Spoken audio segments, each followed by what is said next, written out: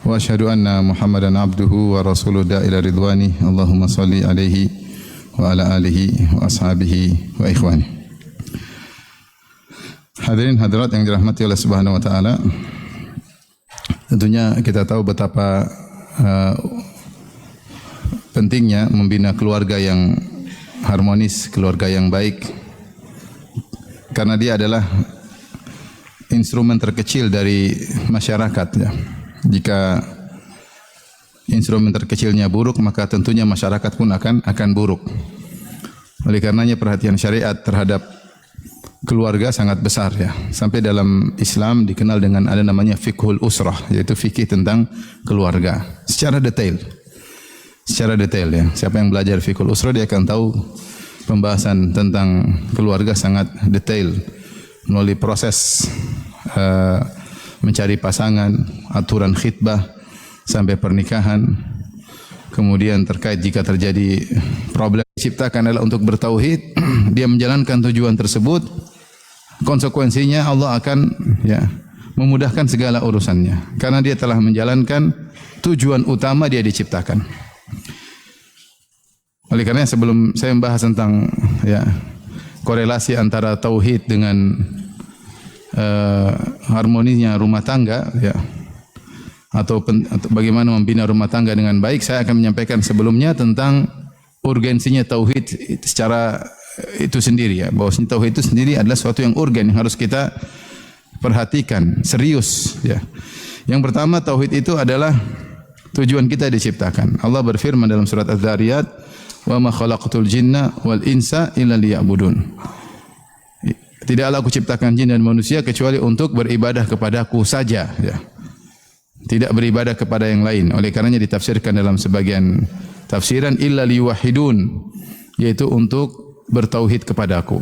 Dan hakikat tauhid adalah hanya beribadah kepada Allah, hanya bersandar kepada Allah, hanya berharap kepada Allah, hanya takut kepada Allah ya, dan tidak menggantungkan hatinya kepada selain Allah. Itulah sebenarnya tujuan kita diciptakan. Sejauh mana kita dalam hidup ini kita buktikan kepada pencipta kita, kepada Allah, bahwasanya kita tujuannya ke situ. Seharusnya pencipta perhatian sama kita, seharusnya. Konsekuensinya demikian. Karena dia ciptakan kita untuk itu dan kita fokus menuju pada hal tersebut. Ya, bahwasanya kita tidak melaksanakan aktivitas kita kecuali untuk mentauhidkan Allah Subhanahu wa taala. Dari situ keutamaan tauhid yang kedua, makanya Allah kirim seluruh rasul tidak lain tujuannya untuk mengingatkan manusia akan tujuan tersebut. Jangan mereka lupa. Makanya Allah berfirman, "Wa laqad ba'atsna fi kulli ummatin rasulan an ibudullaha wajtanibut taghut." Sungguh kami telah mengutus pada setiap umat seorang rasul yang menyeru kepada kaumnya, sembahlah Allah semata dan jauhilah taghut. Taghut itu semua yang disembah selain Allah. Yaitu gantungkanlah hati kalian hanya kepada Allah dan jangan gantungkan hati kalian kepada makhluk. Seluruh nabi tujuannya itu mengingatkan kita tentang hikmah kenapa kita diciptakan. Kita ini hidup buat apa? Ya, seperti dikatakan semua makhluk ada tujuannya. Allah ciptakan matahari ada tujuannya ya. Untuk menyinari bumi, untuk membuat kehidupan dengan cahayanya ya. Allah ciptakan rembulan ada tujuannya, Allah ciptakan laut ada tujuannya, Allah ciptakan pohon ada tujuannya, Allah ciptakan bumi ada tujuannya. Allah ciptakan kita apa tujuannya? Kita tanya sendiri. Makhluk-makhluk Allah ciptakan untuk fasilitas bagi kita manusia. Nah, kitanya diciptakan buat apa? Semuanya ada tujuannya. Yang jelas tujuan kita diciptakan adalah untuk mentauhidkan siapa? Allah ya. Dan manusia sering lupa, makanya Allah kirim para rasul untuk menekankan dan mengingatkan. Bahkan sebagian ulama seperti Thahir bin Ashur dalam tafsirnya, kita membahas tentang ketika beliau membahas tentang tafsir surat Nuh atau tentang kisah Nabi Nuh, beliau mengatakan dikatakan bahwa syariat ketika di zaman Nabi Nuh tauhid saja. Ya, artinya tidak banyak syariat, tidak banyak fikih. Ya. Nuh diutus dengan mendakwah 950 tahun untuk mengingatkan manusia kepada tauhid agar hanya beribadah kepada Allah semata. Ya, berbeda dengan nabi-nabi yang lain, kemudian banyak fikih, banyak syariat, banyak hukum-hukum. Nabi Nuh tidak banyak hukum, dia kebanyakannya adalah fokus tentang tauhid.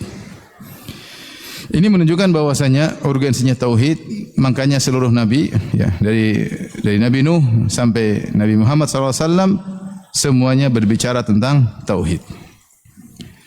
Karenanya begitu pentingnya tauhid sampai Nabi Muhammad SAW ketika di Mekah 13 tahun, beliau kebanyakan bicara tentang tauhid, tentang akidah. Bahkan syariat zahir, maksudnya fikih ibadah yang zahir seperti salat, itu aja baru diwajibkan sekitar 3 tahun sebelum berhijrah, yaitu ketika Nabi berisra dan al-Mi'raj. Ya.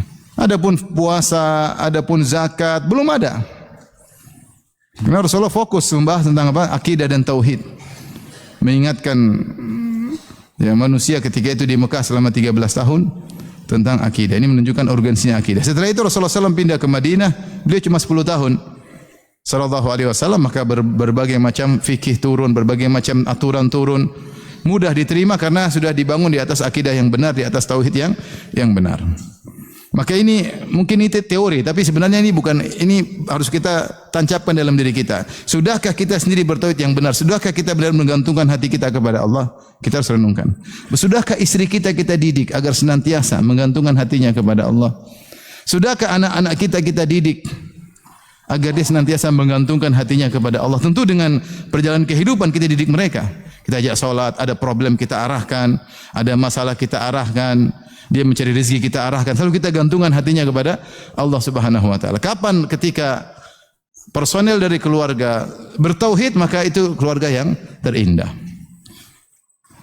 Insyaallah harmoni sebagaimana janjinya Allah Subhanahu wa taala, dan insyaallah menghasilkan generasi yang terbaik. Yang jadi masalah kalau di antara personel keluarga ada yang tidak tauhid, tidak kokoh. Itu jadi masalah. Entah suaminya, entah istrinya, entah anaknya. Oleh karenanya berusaha bekerja sama agar masing-masing dari kita keluarga, anggota keluarga tahu tentang urgensinya tauhid. Ini bukan hal yang sepele, belajar dengan detail tentang tauhid. Bagaimana sih kita mentauhidkan Allah yang benar? Apa sih hal-hal yang melarang atau merupakan kontradiksi dari tauhid? Belajarlah kesyirikan secara detail.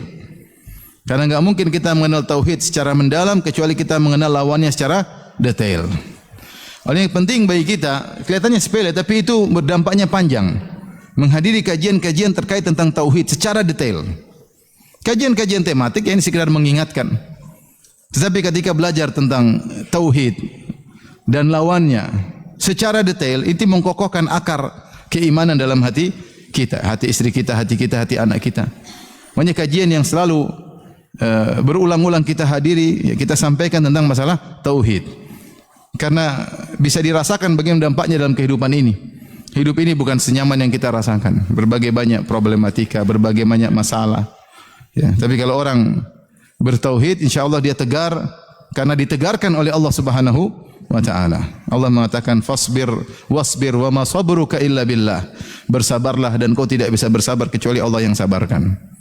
Kalau orang tauhid, insyaallah Allah mudahkan dia untuk bersabar. Ini di antara urgensi tauhid, yaitu Allah menurunkan seluruh rasul, mengutus seluruh rasul untuk mengingatkan tentang tauhid. Kemudian kalau kita renungkan, tauhid itulah yang ketiga adalah intisari hubungan antara seorang makhluk dengan Khalik. Apa sih bukti Anda sebagai makhluk? Buktinya engkau tidak menyembah kecuali kepada siapa? Allah. Itu buktinya. Bukti paling utama kau, dan itu yang Allah inginkan. Yang Allah inginkan. Maka tauhid itu pahalanya sangat luar biasa. Sampai dalam hadis yang ma'ruf, hadis dalam Sahih Bukhari, ketika Mu'adz dibonceng oleh Nabi sallallahu alaihi wasallam, kuntu radifan Nabi ala himar. Aku dibonceng oleh Nabi di atas seekor himar keledai. Maka Rasulullah bertanya, wahai Mu'adz, atadri ma haqqullah 'alal ibad wa ma haqqul ibad 'ala Allah? Wahai Mu'adz, tahukah engkau apa hak Allah terhadap hamba dan apa hak hamba kepada Allah? Kata Mu'adz, Allahu wa Rasuluhu alam. Allah yang lebih mengetahui dan Rasulullah lebih mengetahui. Maka Rasulullah mengatakan, haqqullah 'alal ibad an ya'buduhu wa la yusyriku bihi syai'a. Hak Allah terhadap hamba, yaitu Allah ciptakan manusia, Allah berikan fasilitas, Allah berikan dia kenyamanan. Allah punya hak atas dia. Kau sudah saya siapkan segala kenyamanan, kehidupan, ketentraman, diberikan fasilitas, diberikan kenikmatan dunia yang tidak bisa dihitung. Allah ciptakan matahari buat kamu, Allah ciptakan bulan buat kamu, Allah ciptakan bumi buat kamu. Ini fasilitas semua buat apa? Allah punya hak. Jangan kau beribadah kecuali hanya kepada siapa? Allah. Ini yang ciptakan semua Allah, kau malah beribadah kepada nabi, kepada wali, kepada pohon, kepada jin, kepada malaikat, kepada mayat, menggantungkan hati kepada mayat, itu tidak benar. Bergantunglah kepada yang telah menciptakan engkau.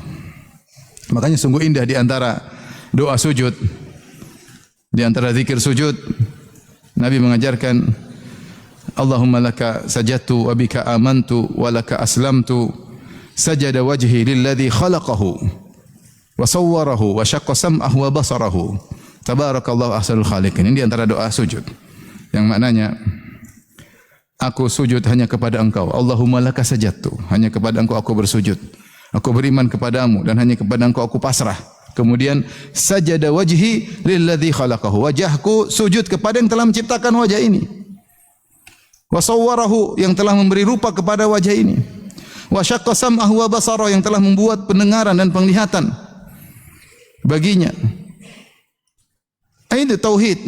Yang ciptakan wajah ini kita sujud padanya. Bukan malah bertawakal, bersandar, ngerengek-rengek di kuburan.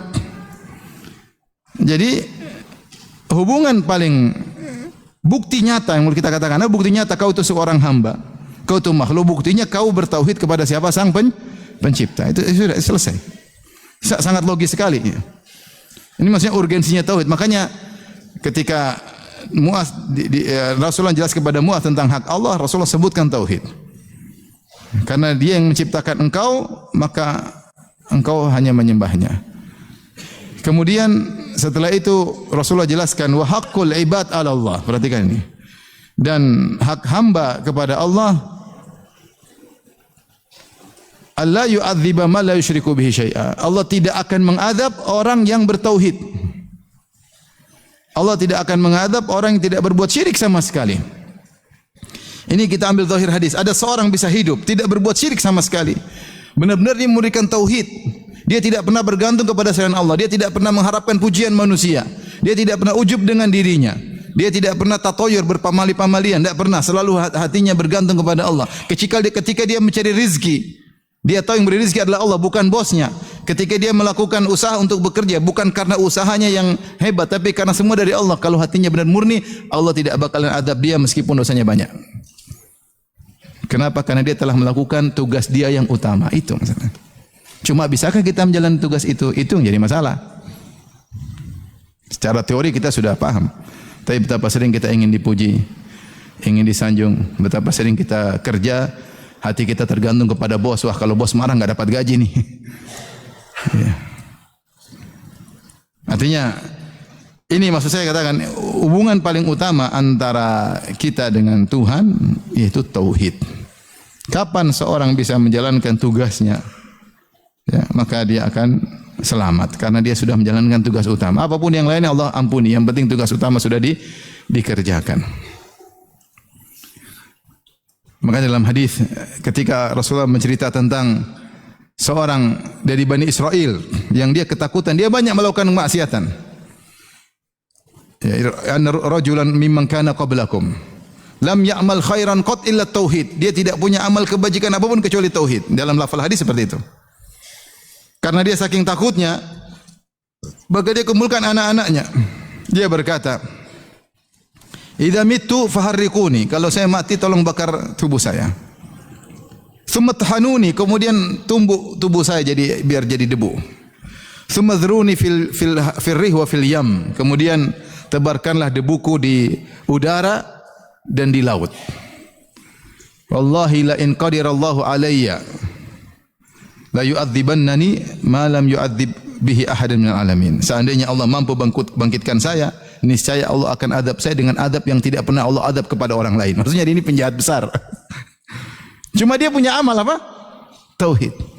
Maka ketika dia meninggal, benar anaknya jalankan. Anak juga mungkin bahlul-bahlul.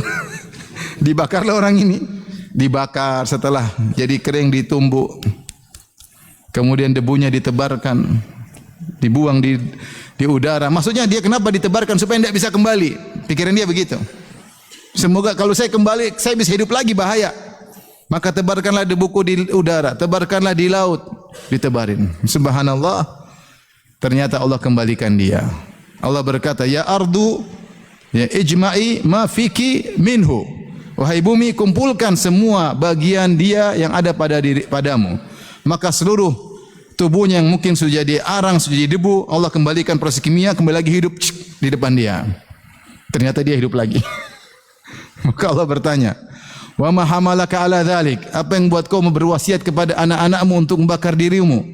Kata dia, "Khasyataka ya Rabb." Karena takut kepada Engkau. Maka Allah ampuni dia. Subhanallah. Dalam lafal hadis di awalnya Rasulullah berkata, "Lam ya'mal khairan qat illa tauhid."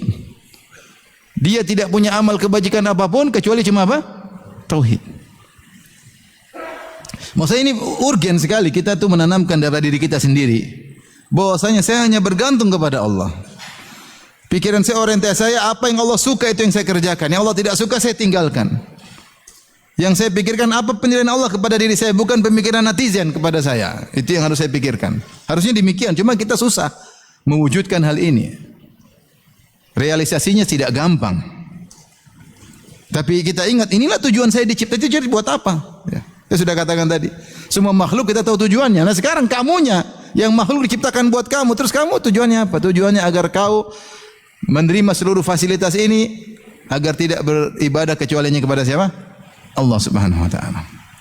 Maka intisari hubungan antara seorang hamba dengan Sang Pencipta itulah tauhid. Tanamkan pada diri kita, pada istri kita, pada anak-anak. Kalau terucapkan bagi mereka perkataan yang menunjukkan ketergantungan kepada makhluk, ingatkan, itu hanya makhluk. Ya. Allah berfirman, "Wa tawakkal 'alal hayyil ladzi la yamut." Bertawakkallah kepada yang maha hidup yang tidak mati.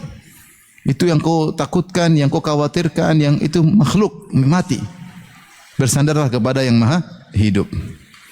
Makanya ketika Nabi Muhammad SAW meninggal dunia, sebagian sahabat tidak terima Rasulullah SAW meninggal dunia. Maka Abu Bakar pun datang mengingatkan ayat-ayat bahwasanya Rasulullah sudah meninggal. Ya.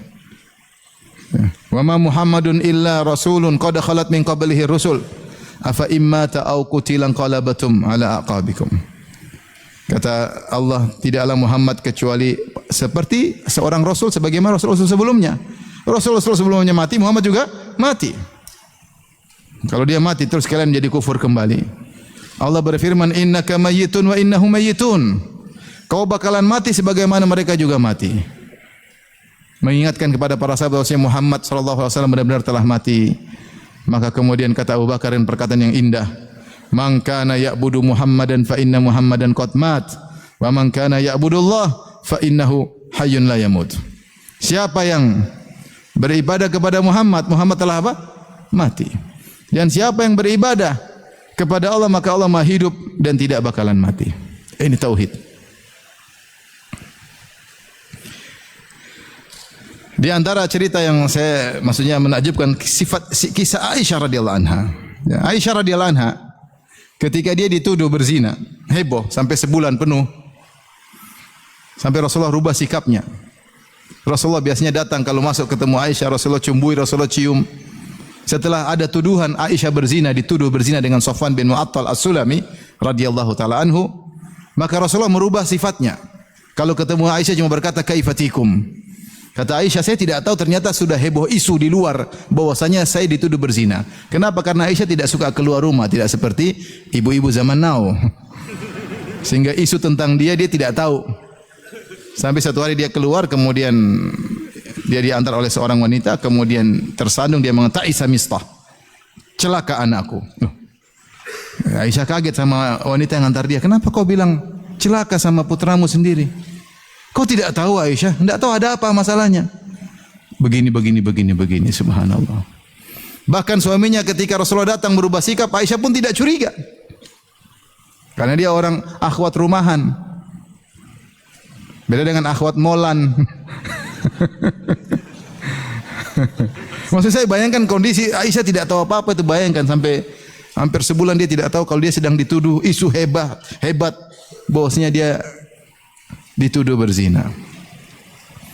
Sampai Rasulullah pun tidak bisa bilang tidak karena tidak ada wahyu. Sampai Rasulullah berubah sikap sama Aisyah, ya kehati-hatian. Jangan. Sampai akhirnya Aisyah minta izin untuk balik ke rumah bapak dan ibunya, Abu Bakar dan Ummu Ruman. Rasulullah izinkan pulang. Subhanallah.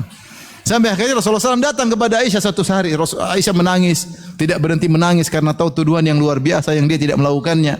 Sampai ada seorang wanita Ansariyah minta izin mau kemana, mau ketemu, ngapain? Ikut nangis. Bela sungkawa. Ikut nangis sama Aisyah. Sampai kemudian Rasulullah datang, Rasulullah berkatakan kepada Aisyah, "Ya Aisyah, in kunti alamti bidzamb, fastaghfirullah wa tubi ilaih." Kalau memang engkau melakukan dosa, maka bertobatlah kepada Allah. Ya. Tapi kalau kau tidak melakukannya, fasayubarri'ukillah, Allah akan menunjukkan kau bebas dari itu semua. Ketika mendengar pernyataan suaminya demikian, Aisyah pun berhenti menangis. Dia kaget dan dia kecewa sama Nabi. Kenapa? Karena suaminya masih memberikan dua kemungkinan. Dia berharap Rasulullah mengatakan, Aisyah tenang, kau enggak begitu. Ayah sudah kenal kau enggak begitu, Abi kenal kau enggak, itu ngomong kosong. Nabi enggak berani begitu juga. Karena Nabi tidak tahu hal gaib, ya enggak? Kalau kita di posisi Nabi pun kita enggak bisa macam-macam karena Nabi tidak tahu hakikat istrinya berzina atau tidak. Sementara isu sudah santer, sudah tersebar di mana-mana. Harapan Aisyah, Nabi berkata, "Wahai istriku, tenang, enggak usah peduli kata mereka. Saya lebih kenal dengan engkau daripada mereka. Mereka bohong semuanya." Aisyah ngomongnya begitu, Rasulullah ngomong, tapi Rasulullah tidak. Rasulullah mengatakan, "Kalau kau memang dosa, beristighfarlah dan bertobatlah. Tapi kalau kau benar, kau akan dibela oleh Allah." Maka Aisyah berkata, "Ya Abi, ajib anni Rasulullah." Wahai ayah, itu bantah omongan Rasulullah ya ayahku. Abu Bakar diam aja. Wahai ibunda, ajibi anni Rasulullah. Bantah omongan Nabi. Kenapa dia ngomong begitu? Aisyah. Akhirnya Rasulullah terdiam sebentar, turun ayat 15 ayat itu lebih mengatakan Aisyah ternyata wanita mulia. Ya. Di antaranya al-khabithatu lil-khabithin wal-khabithatu lil-khabithat wa tayyibatu lit-tayyibin wa tayyibun lit-tayyibat ulaika mubarra'una mimma yaqulun. Ya Allah turunkan ayat dalam surat An-Nur. Kemudian Rasulullah gembira. Kemudian Rasulullah kabarkan kepada Aisyah. Maka kedua orang tuanya mengatakan, "Wahai Aisyah, qumi ila Rasulillah." Ayo sambut Rasulullah. Kata Aisyah, enggak. Tauhid. Yang bela saya siapa? Allah Subhanahu wa taala. Maksud saya luar biasa. Artinya tauhid harus kita tanamkan ya. Yang bela Aisyah siapa? Nabi atau Allah?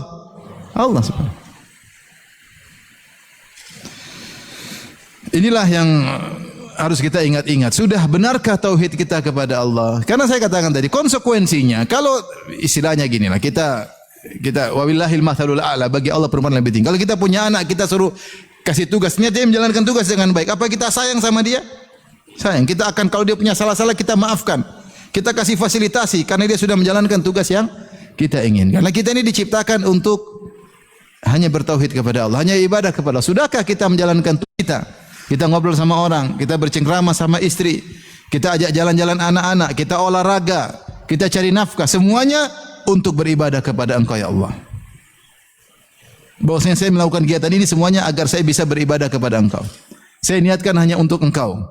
Makanya di antara cara kita bisa mengamalkan ayat ini, hidup kita hanya untuk Allah, niatkan segala aktivitas kita, termasuk aktivitas duniawi, hanya untuk Allah Subhanahu wa taala, hanya untuk akhirat. Baik. Selanjutnya di antara keutamaan tauhid, karenanya tauhid adalah awal wajib dan akhir dari kehidupan seorang. Orang kalau masuk Islam disuruh bilang apa? La ilaha illallah. La ilaha masuk Islam. La ilaha illallah masuk Islam, selesai. Tauhid, kalimat tauhid. Kalau meninggal, kata Nabi sallallahu alaihi wasallam, "Man kana akhiru kalamihi la ilaha illallah dakhala al-jannah." Siapa yang akhir perkataannya la ilaha illallah, maka dia masuk apa?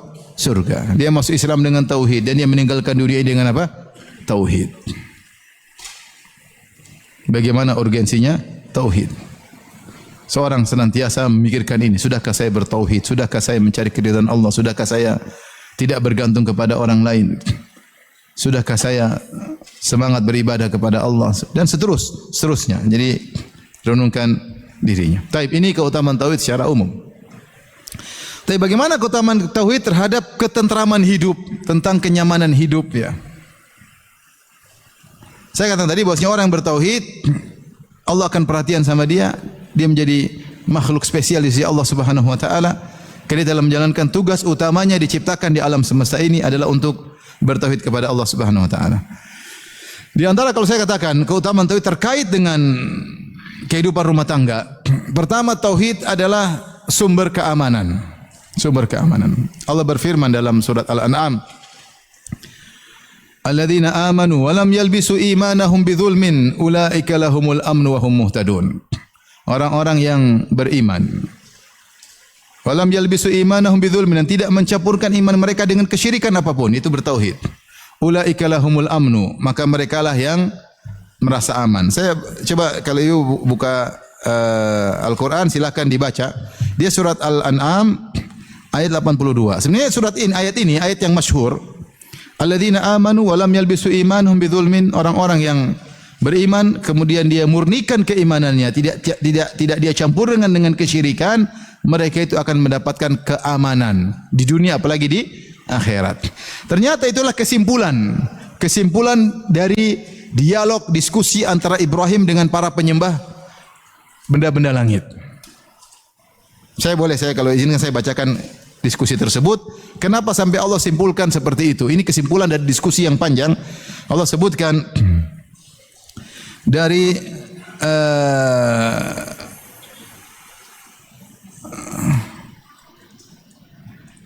kisah Ibrahim dari ayat 74 dan seterusnya. Saya bacakan, saya terjemahkan secara singkat. Wa idz qala Ibrahimu li abihi azara atattakhidhu asnaman aliha inni araka wa qaumaka fi dhalalin mubin. Ketika Ibrahim berkata kepada ayahnya Azar, "Kenapa kau bikin tuhan-tuhan?" Ya, sungguhnya aku melihat engkau dan kaummu di atas kesesatan yang nyata. Ibrahim nasihati ayahnya. Ayahnya ini tukang punya pabrik Tuhan. Jadi suka bikin apa? Tuhan. Kemudian kata Allah Subhanahu wa taala, wa kadzalika nuri, ini mukaddimah. Jadi Ibrahim setelah itu berdiskusi sama kaumnya. Ibrahim bukan mencari Tuhan, tapi dia sebagian mengatakan dia ajak mikir seperti berdrama supaya mereka sadar sebagaimana sebelumnya dia di Babilonia dia pernah menghancurkan patung-patung. Ketika ditanya, "Anta fa'alta hadza bi alihatina ya Ibrahim?" Kau yang hancurkan patung-patung ini? Kata Ibrahim, "Bal fa'alahu kabiruhum hadza fas'aluhum in kanu yantiqun." Yang bikin yang gede, yang hancurin kecil-kecil. Dia tidak ridho ada tuhan-tuhan saingan kecil-kecil. Kalau enggak percaya tanya sama tuhan-tuhan kecil itu. Kalau mereka bisa jawab, mereka bilang pasti yang gede yang hancurin kami. Ini semacam drama lah gampangannya kalau bahasa kita ya. Ya, tentunya tuhan-tuhan kecil tadi enggak bisa ngomong ya. Taib. Demikian juga Ibrahim ketika mengajak diskusi. Jadi disebutkan Ibrahim alaihissalam tinggal di Babilonia bertemu dengan para penyembah berhala. Kemudian dia pergi ke Haran, ke arah ke Suria, ke Syam, dia bertemu dengan para penyembah benda-benda langit. Maka metode yang dia gunakan di Babilonia, diskusi, ngajak mereka berfikir. Ya, yang hancurin patung-patung gede, yang hancurin patung gede, coba tanya patung-patung kecil. Ini kan ajak mereka berfikir. Sama ketika bertemu penyembah langit, dia berdiskusi dengan mereka. Maka Allah berfirman, "Wa kadzalika nuri Ibrahim malakutas samawati wal ardi wa liyakuna minal muqinin." Demikianlah kami perlihatkan kepada Ibrahim tanda-tanda keagungan kami agar dia termasuk orang-orang yang yakin. Ibrahim sudah yakin. Kemudian falamma janna alaihi al-lailu ra'a kaukaba. Ketika tiba malam hari dia melihat bintang. Qala hadza rabbi, dia berkata Tuhanku. Falamma afala qala la uhibbul afilin. Ini ternyata dia ngomong ini di hadapan para penyembah benda-benda langit. Nanti kelihatan di akhirnya. Makanya sebagian tafsir mengatakan takdir atau ada kata yang disembunyikan dalam ayat ini yaitu qala hadza rabbi, maksudnya apakah ini Tuhanku seperti gini muncul cuma malam kemudian hilang. Qala la uhibbul afilin, aku tidak suka dengan Tuhan yang kemudian hilang ya, hanya sebentar jadi Tuhan kemudian tidak berkuasa lagi.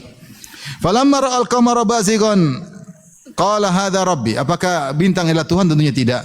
Kemudian tatkala dia melihat rembulan, dia mengatakan hadza rabbi, inikah Tuhanku? Falamma afala qala la illam yahdini rabbi, perhatikan perkataan dia. Falamma afala qala la illam yahdini rabbi la akunanna minal qaumidh dhalin. Tatkala rembulan hilang juga dia mengatakan, kalau bukan Allah beri petunjuk kepadaku, tentu aku sudah termasuk orang yang sesat. Jadi dia sudah bertauhid, cuma dia ngajak berfikir. Dia selagi ngobrol sama penyembah bintang, penyembah rembulan. Kemudian dia berkata, Allah berfirman, falamma ra'a asy-syamsa bazighatan.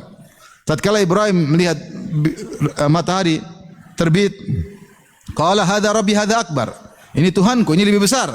Falamma afalat, ketika matahari terbenam, qala ya qaumi, wahai kaumku, inni bari'u mimma tusyrikun. Aku berlepas diri dari seluruh yang sembahan-sembahan kalian. Jadi dia sedang apa? Diskusi. Makanya Al-Imam Ibnu Katsir dalam tafsirnya berkata, lam yakun Ibrahim nadhiran innama kana munadhiran. Dia tidak sedang mencari Tuhan, tapi dia sedang berdiskusi. Makanya sebelumnya Allah sebutkan liyakuna minal muqinin, agar termasuk yang beriman. Di tengah-tengah dia mengatakan la illam yahdini rabbi la akunanna minal qaumidh dhalin. Ketika dia lihat bulan hilang, dia bilang kalau bukan Allah beri petunjukku tentu aku sesat. Dia ngomong lagi, ini matahari. Berarti dia sudah percaya Allah atau tidak? Sudah, ini sekedar diskusi. Makanya ketika dia batalkan semua bintang, rembulan, matahari yang disembah oleh mereka, maka dia berkata di akhir ayat, qala ya qaumi falamma afalat, tatkala matahari terbenam, dia berkata, wahai kaumku, inni bari'um mimma tusyrikun. Sungguhnya aku berlepas diri dari sembahan-sembahan kalian selain Allah, yaitu rembulan, matahari, bintang. Kemudian dia berkata, inni wajjahtu wajhi lilladzi fatara samawati wal ard. Aku hadapkan diriku, tauhid. Aku hanya menghadapkan diriku kepada pencipta langit dan bumi, pencipta bintang-bintang, bukan bintang, rembulan, matahari, itu cuma kecil. Dia hanya tinggal numpang di langit, pencipta langitnya yang aku sembah. Hanifan, dan aku tidak termasuk orang persekutuan Allah. Wa ma ana minal musyrikin, aku tidak berbuat syirik sama sekali. Makanya Ibrahim dalam ayat yang lain, lam yakum minal musyrikin, tidak pernah syirik sama sekali. Ibrahim enggak pernah syirik. Jadi jangan bayangkan Ibrahim dulu syirik, menyembah berhala kemudian cari Tuhan. Itu enggak ada cerita, itu enggak benar. Kata Allah, lam yakum minal musyrikin, dia tidak pernah syirik sama sekali. Wa ma ana minal musyrikin, aku tidak pernah syirik. Maka Allah berfirman setelah itu, wahajjahu qaumuhu, akhirnya dia didebat oleh kaumnya. Ini perdebatan. Ibrahim berkata, qala atuhajjuni fillahi wa qad hadan. Kalian hendak mendebatku sementara Allah telah beri hidayah kepadaku. Wala akhafu ma tusyrikuna bihi illa ayyasha rabbi syai'a. Aku tidak pernah takut dengan apa yang kalian sembah-sembah selain Allah, kecuali Allah berhendak suatu bagiku. Wasi'a rabbi kulla syai'in ilma.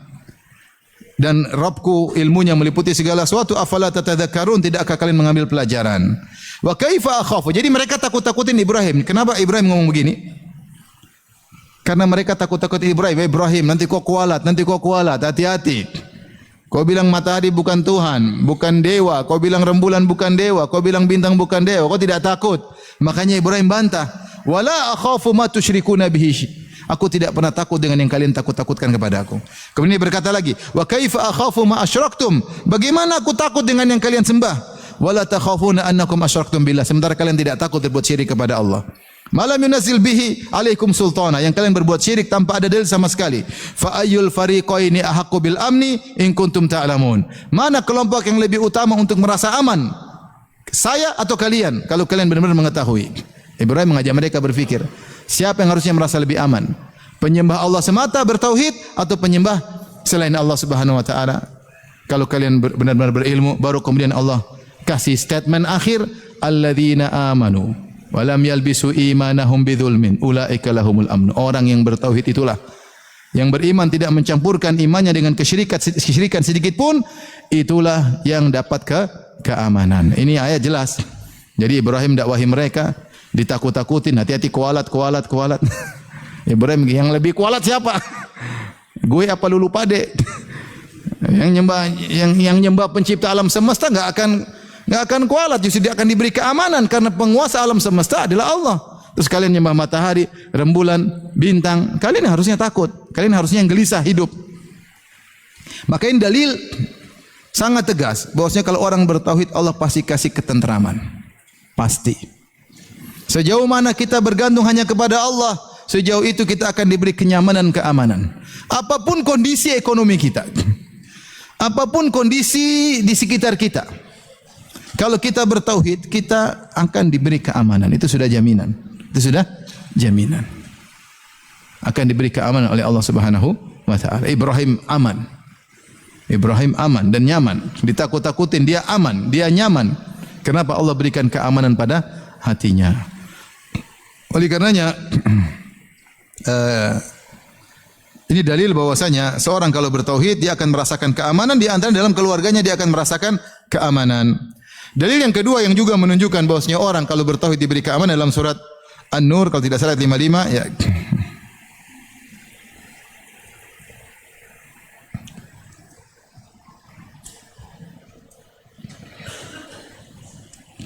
Surat An-Nur ayat 55 Allah berfirman, "Wa'adallahu alladhina amanu minkum wa 'amilus shalihat la yastakhlifannahum fil ardi kama istakhlafal ladzina min qablihim." Kata Allah, Allah berjanji kepada orang beriman di antara kalian dan beramal saleh. Allah akan menjadikan mereka berkuasa di atas muka bumi sebagaimana telah menjadikan orang-orang sebelum mereka berkuasa. Wala yumakkinanna lahum dinahum alladzi irtadha lahum. Dan Allah akan menjadikan di agama mereka kokoh yang Allah ridhoi agama tersebut untuk mereka. Kemudian kata Allah, wala yubaddilannahum min ba'di khaufihim amna. Allah akan merubah kondisi mereka yang tadinya ketakutan menjadi keamanan. Syaratnya ya'budunani la yusyrikuna bi syai'a. Mereka hanya beribadah kepadaku dan tidak berbuat syirik sama sekali. Ya, apa orang nyaman bangun malam berdoa kepada Allah, tidak ada ketergantungan kepada manusia manapun. Orang-orang semua sedang tidur, istrinya pun sedang tidur, WhatsApp-nya lagi mati. Kemudian dia salat, dia berdoa. Benar-benar lagi connecting sama Allah Subhanahu wa taala. Gimana Allah tidak beri kenyamanan pada orang seperti ini? Dia pasti aman, dia pasti tentram. Ya, pasti. Karena Allah sudah janji, orang yang bertauhid tidak mengharapkan pujian manusia manapun. Hanya mencari muka di sisi Allah Subhanahu wa taala. Hanya mencari perhatian Allah yang dia sibukkan apa penilaian Allah terhadap saya. Maka Allah akan kasih keamanan bagi dirinya. Masalah kehidupan akan ada. Enggak akan ada kehidupan tanpa masalah. Tapi dia tetap merasa apa? Aman. Bahkan ketika ternyata dia bertauhid, kemudian ternyata istrinya tidak bertauhid, anaknya dia tetap aman. Allah kasih keamanan. Nah, kita berusaha dalam rumah tangga ini semuanya bertauhid. Maka jangan kita lupakan ingatkan anak kita untuk bergantung hanya kepada Allah. Jangan, anak-anak kan berhadapan dengan berbagai macam masalah dalam kehidupan ini. Di masalah di sekolah dibuli, di kantor dibuli. Ya, sabar. Ada Allah Subhanahu wa taala. Ingatkan. Masalah mungkin dia kena musibah, mungkin kemudian dia nangis. Anak-anak tanamkan tauhid. Minta sama Allah, bergantung kepada Allah. Sampai ada anak saya datang, "Abi, sudah doa-doa sama Allah enggak dikasih, Bi." Nah, itu agak harus perlu jelasin ini. Kamu doa apa? Doa sama Allah minta agar Allah berikan saya merpati. Kemarin minta Umi belikan merpati enggak dikasih-kasih. Aduh. Nah, itu harus menjelaskan, perlu ilmu. Jangan sampai salah menjelaskan. Tapi udah benar dia minta sama siapa? Sama Allah. Jadi maksud saya sama anak kita besar kecil, istri kita, keluarga kita. Kapan semuanya bertauhid sama kita? Kalau tidak ada yang tidak masalah. Apa personil yang bertauhid dia akan nyaman, dia akan tentram. Dengan apa? Tauhid. La ilaha illa anta subhanaka inni kuntu minadh dhalimin. Tidak ada yang berhak disembah kecuali Engkau. Engkaulah Tuhanku. La ilaha illallah. Makanya di antara zikir doaul karb, doa yang diucapkan oleh seorang kalau mengalami penderitaan. La ilaha illallahul azimul halim. La ilaha illallahu rabbul arsyil azim. La ilaha illallahu rabbus samawati wa rabbul ardi wa rabbul arsyil karim. Coba ini kata Nabi zikir untuk kalau menghadapi kesulitan sudah di luar nalar. Zikir itu, ulangi zikir tersebut. Isinya tauhid. La ilaha illallahul azimul halim. La ilaha illallahu rabbul arsyil azim. La ilaha illallahu rabbus samawati wa rabbul ardi wa rabbul arsyil karim. Dibuka dengan la ilaha illallah, la ilaha illallah, la ilaha illallah. Segera menuju kepada Allah. Apa kata dalam hadis? Kana Nabi sallallahu alaihi wasallam idza hazabahu syai' faza ila salat. Rasulullah SAW kalau menghadapi sesuatu yang genting langsung salat. Langsung salat. Itu tempat kembali kepada Allah. Ada masalah curhat kepada Allah Subhanahu wa taala. Bukan ada masalah kemudian tanya Chat GPT.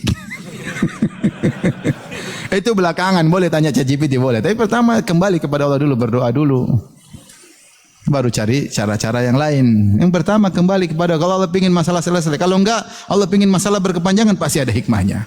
Pasti ada hikmahnya. Tetap husnudzon kepada Allah Subhanahu wa taala. Saya mau baca luar biasa ya, bagaimana Nabi Yakub alaihissalam diberi ujian berkepanjangan, berpisah antara Nabi dia dengan putra yang paling dia sayangi. Dan itu kadang begitu. Kalau yang Allah kasihi, terkadang Allah uji pada yang dikasihi oleh orang tersebut. Yang Allah kasihi, terkadang Allah puji orang tersebut kepada yang dikasihi orang tadi. Nabi Ibrahim ya sangat mencintai anaknya yang dinantikan kelahirannya. 60 tahun dia berdoa, Rabbi habli minas salihin, ya Allah anugerahkanlah aku anak saleh. 60 tahun kemudian baru lahir apa? Ismail. Setelah lahir anak satu-satunya malah disuruh taruh di Mekah. Sudah gede dikit suruh sembelih. Berat atau tidak? Ini anak yang ditunggu-tunggu 60 tahun sudah lahir malah disuruh bawa ke Mekah, pisah. Sudah gede dikit, falamma balagha ma'usaya, sudah remaja suruh sembelih. Ibrahim alaihissalam senang dengan ayahnya, cinta sama ayahnya, ayahnya musyrik, dimusuhi ayahnya. Cinta dengan negerinya, dia harus pergi meninggalkan negerinya. Cinta sama orang kampungnya, satu negeri musuhin dia, pengen bakar dia. Berat atau tidak? Berat. Apalagi Nabi Muhammad SAW, anaknya semua meninggal kecuali siapa? Fatimah. Siapa yang tidak cinta sama anaknya? Makanya ketika dalam hadis qudsi, ketika malaikat mencabut nyawa seorang anak dari seorang mukmin, Allah bertanya kepada malaikat, ya, hal qabattum walada abdi, kalian telah mencabut nyawa putra dari hambaku? Kata malaikat, iya. Hal qabattum thamaratu fuadihi, apakah kalian telah mencabut buah hatinya? Allah sebut anak dengan apa nama buah hati. Ya, ujian berat. Ujian berat seorang uji pada perkara-perkara yang Allah yang dicintai oleh seseorang ya. Dan kalau seorang ya diberi ujian, maka dia kembali kepada Allah Subhanahu wa taala. Pada perkara-perkara yang sangat berat bagi dia, maka segera dia kembali kepada Allah Subhanahu wa taala, karena tauhid adalah tempat kembali ketika seorang diuji oleh Allah Subhanahu wa taala. Ya. La ilaha illallah. Ucapkan la ilaha illallah. La ilaha illallah. Oleh karena ikhwan, maka siapa yang bertauhid yang benar, ya, maka niscaya insyaallah dia akan nyaman dalam menjalani kehidupan rumah tangga. Tugas kita sekarang bagaimana kita bisa menjadikan anak istri kita juga bertauhid. Ingatkan mereka kepada Allah. Selalu bilang gantungkan hati kalian kepada Allah. Jangan lupa di antara untuk mudah ingat tauhid, jangan lupa ibadah, zikir pagi petang. Ya. Asbahna ala kalimatil apa? Ikhlas. Wa millati abina Ibrahim, sama. Millati Ibrahim apa? Agama apa? Tauhid. Kita ingatkan diri kita. Ya. Ibu-ibu ikut HSI, Ustaz Abdul Rai ikut. Tapi jangan lupain suami, bikin tugas terus, suami enggak diurusin, enggak benar juga. Ya. Ya. Belajar, pokoknya belajar akidah, belajar tauhid, ada efeknya cepat atau lambat. Itu pengaruhi kehidupan kita di kemudian hari. Selalu keterikatan dengan Allah Subhanahu wa taala. Baik, maka itulah tadi semua mukadimah tentang tauhid. Intinya kalau kita terapkan dalam kehidupan sehari-hari, maka dengan bertauhid keluarga akan dekat kepada Allah. Percaya dengan janji Allah meskipun kondisi sangat sulit dihadapi. Ekonomi yang sangat sulit, terkadang sebagian keluarga terkena sakit yang sangat berat, tapi dia bertauhid. Dia bertauhid. Dia bertauhid, dia tahu yang Allah tetapkan yang terbaik. Ya, ini punya pengaruh. Tapi kalau enggak, sedikit-sedikit marah, sedikit ngamuk, ya, stres di rumah, istri stres, bikin suami jadi stres. Ya. Coba kalau suami pulang ke rumah, Umi, Abi di PHK, tenang Bi. Rezeki bukan cuma dari mereka. Ini kalau istri bertauhid. Kita sholat malam insyaAllah. Tenang. Rezeki bukan dari mereka. Allah Maha Pemberi rezeki. Udah, kita sholat malam, Bi. Kita banyak istighfar, Bi. Ini kalau istrinya bertauhid. Coba kalau istri nggak bertauhid gimana coba? Coba gimana? Kira-kira gimana? Jelaslah pengaruh tauhid.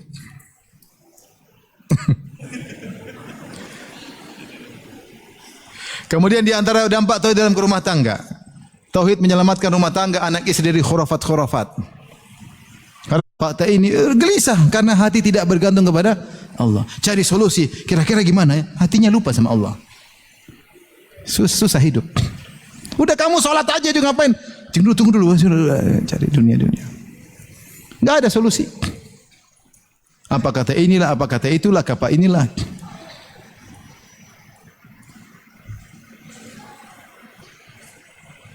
Kemudian di antaranya yang juga penting, ketika seorang bertauhid dalam keluarga, dia tahu bahwasanya tauhid itu melazimkan al-wala' wal bara'. Allah mengatakan, "Wa laqad ba'atsna fi kulli ummatin rasulan an i'budullaha wajtanibut taghut." Sungguh kami telah mengutus pada setiap umat seorang rasul yang menyuruh sembahlah Allah saja dan jauhilah apa? Taghut. Tauhid melazimkan menjauhi taghut. Qul hadhihi sabili ad'u ila Allah ala basiratin ana wa man ittaba'ani wa an ma ana minal musyrikin. Katakanlah ini jalanku. Aku menyuruh kepada Allah di atas petunjuk. Aku dan para pengikutku dan aku bukan termasuk orang musyrik. Itu menunjukkan berlepas diri dari kesyirikan dan pengikutnya. Aku bukan termasuk orang musyrik.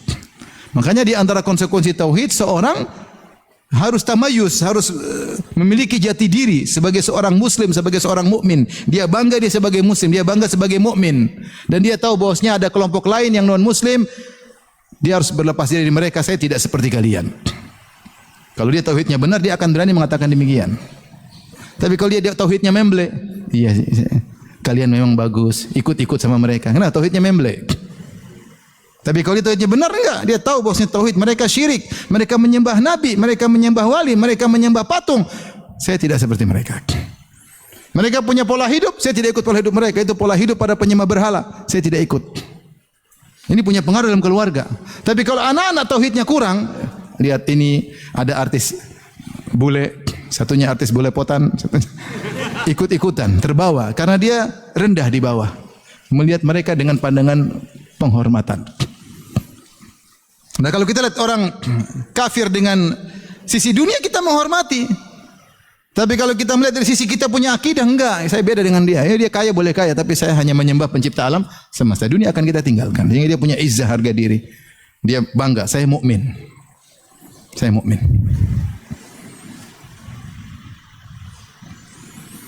Nah, ini punya pengaruh dalam kehidupan. Sekarang ibu-ibu pada hobi lihat style-style. Nah, ini. Gaya ini, gaya anu, gaya ini pola-pola hidup non muslim. Ditiru-tiru. Bikin pusing suami yang enggak punya duit.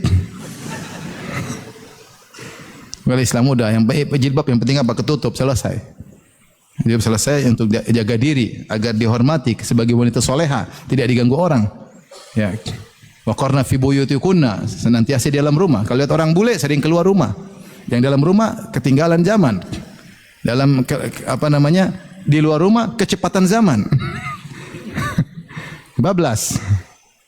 Nah, ini punya pengaruh. Orang bertauhid dia akan tahu ini pola hidup orang Islam, ini pola hidup orang non muslim. Itu punya pengaruh dalam kehidupan, punya pengaruh dalam kenyamanan rumah tangga. Demikian saja ikhwan dan akhwat yang dirahmati Allah Subhanahu wa taala. Semoga Allah mengokohkan tauhid kita semua, ya, kita, istri kita, anak-anak kita, dan semoga Allah mewafatkan kita di atas kalimat la ilaha illallah. Wallahu taala alam bisawab. Kalau ada yang